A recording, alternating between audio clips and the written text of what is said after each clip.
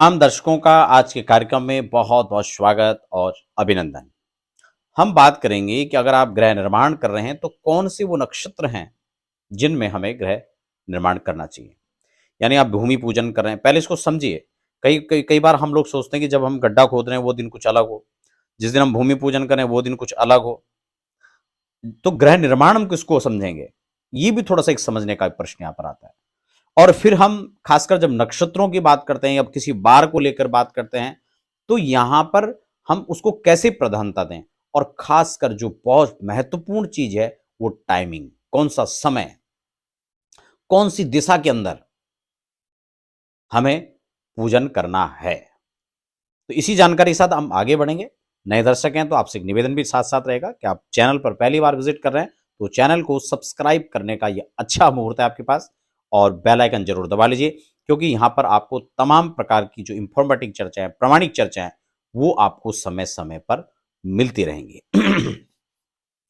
अब देखिए यहाँ पर बृहद अवकड़ा चक्रम एक यहाँ पर एक पुस्तक है जो बहुत बेसिक पुस्तक है, लेकिन ज्योतिष की शुरुआत के दिनों में जब ज्योतिष पढ़ाई जाती है तो इस पुस्तक को सबसे पहले पढ़ाया जाता है। यानी इसको आप मूल मान सकते हैं। इसी का एक श्लोक है। श्लोक तो मैं आपको पढ़ के सुनाऊं, उसका कोई खास मतलब है नहीं, लेकिन मैं इसका जो हिंदी अर्थ है जो स्पष्ट इसमें लिखा हुआ है उसको थोड़ा पढ़ के आपको सुना देता हूं, समझा देता हूं। देखिए यहां पर नक्षत्रों की बात की है, कौन कौन से वो नक्षत्र हैं जिनमें आपको गृह निर्माण करना चाहिए। अब यहां पर निर्माण किस दिन को मानेंगे, गृह निर्माण जिस दिन आप देखिए गड्ढा खोद करके जब पूजन करने का जो समय होता है उसी को हम गृह निर्माण कहते हैं, जब हम उन ईंटों को रखेंगे। भूमि खुदाई के लिए, भूमि पूजन के लिए विशेषकर मंगलवार को तो आपको अवॉइड करना ही है, क्योंकि वो भूमि सुतस्य है। और अगर किसी पुत्र के सामने माता को कष्ट दिया, पीड़ा दिया जाए, उसको परेशान किया जाए, तो निश्चित रूप से मंगल उस पर प्रभावी हो जाएंगे। इसलिए आपको मंगलवार के दिन नहीं करना है। ठीक है। उसके बाद आती है तिथियों की। तिथियों में खासकर हम जब भी मुहूर्त विज्ञान को हम देखते हैं, मुहूर्त को हम देखते हैं, तो रिक्ता तिथियों को वर्जित माना गया है। अब नक्षत्र को समझ लेते हैं, और नक्षत्र से भी खास बात मैं आपको बताऊं, पंचांग शुद्धि हमें प्रॉपर चेक करना है, और अपने स्थानिक सूर्योदय के अनुसार आप वहां का टाइमिंग निकालें कि किस लगन के अंदर आपको गृह निर्माण करना है।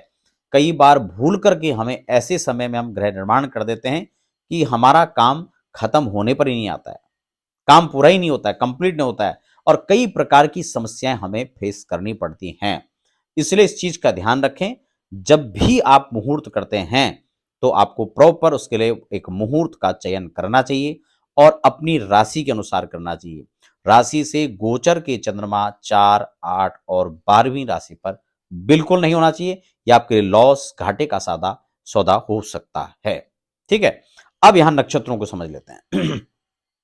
नक्षत्रों का अलग अलग वर्गीकरण किया गया। मुहूर्त चिंतामणि से मैं आपको पहले ये बात बता चुका हूं। इसमें हस्त नक्षत्र को अच्छा माना गया है। इसके बाद पुनर्वसु नक्षत्र को अच्छा माना गया है। मृगशिरा को नक्षत्र को अच्छा माना गया है। पुष्य नक्षत्र बहुत अच्छा माना गया है, निर्माण के लिए भी और प्रवेश के लिए भी, दोनों समय के लिए। ठीक है ना। और स्वाति नक्षत्र, ज्येष्ठा इसके लिए अच्छा माना गया है। इसके साथ साथ में अनुराधा जो नक्षत्र है वो भी इसमें अच्छा है। और तीनों उत्तरा, ये त्रि उत्तरा जो इसमें लिखा हुआ है, वो तीनों उत्तरा कौन कौन से हैं? उत्तरा भाद्रपद, उत्तरा साडा और उत्तरा फाल्गुनी, ये त्रि उत्तरा हैं। इनको त्रि उत्तरा कहा जाता है। और इसमें खास बात यह भी है कि उत्तरा भाद्रपद पंचक में आता है। और इस बात को मैं इसलिए कह रहा हूं थोड़ा जोर देकर, क्योंकि कई बार लोगों का ये प्रश्न होता है कि पंचकों में क्या मुहूर्त हम करें या ना करें, या पंचक में कर दिया था तो कहीं गड़बड़ तो नहीं हो गया। बिल्कुल कोई गड़बड़ नहीं है, ये भ्रांति सिर्फ है। पंचक में क्या चीजें करनी चाहिए, क्या नहीं करनी चाहिए, वो तो हम अलग से चर्चा कर चुके हैं पहले, लेकिन मैं यहां पर स्पेशली इसलिए इसको फोकस किया हूं क्योंकि ये प्रश्न बार बार उठ करके आता है। तो इसलिए आप निश्चिंत होकर के पंचक का कोई निषिद्ध नहीं, आप आराम से कर सकते हैं। ठीक है। तो त्रिउत्तरा जो नक्षत्रों का हम चर्चा अभी कर रहे हैं, ठीक है ना, उत्तरा भाद्रपद, उत्तराषाढ़ा और उत्तरा फाल्गुनी, तीनों में आप कर सकते हैं। अगला जो अच्छा नक्षत्र इसके लिए बताया गया वो है चित्रा और अश्विनी नक्षत्र। अश्विनी गंडमूल नक्षत्र में आता है। कई लोगों का ये भी कई बार भ्रम हो जाता है कि नहीं उस दिन तो ये गंडमूल नक्षत्र है। गंडमूल नक्षत्र सिर्फ जन्म के लिए देखा जाता है। किसी बच्चे को जन्म अगर हुआ हो उस नक्षत्र में, या सी सेक्शन आदि करवा रहे हो, सीजेरियन के द्वारा डिलीवरी हो रही हो, तो उस दिन अवॉइड करना चाहिए। ठीक हो गया ना? ठीक हो गया। उसके बाद अगला जो नक्षत्र है वह श्रवण, श्रवण नक्षत्र में कर सकते हैं। तो इन नक्षत्रों में वृश्चिक, कुंभ, लगन। अच्छा एक बात और भी है, कई बार जो है ये वृश्चिक और कुंभ को यहां पर छोड़ देने की बात कही गई है।